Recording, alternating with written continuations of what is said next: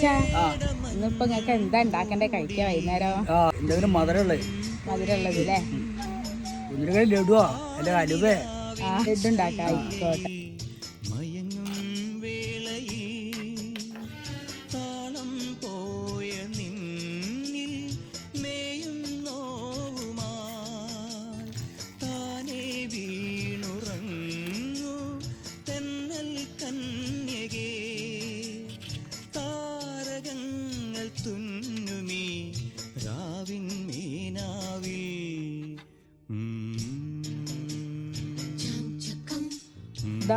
നല്ല ലഡു കഴിച്ചു നോക്കിയ ലഡു എങ്ങനെ ഉണ്ടെന്ന് പറയേ.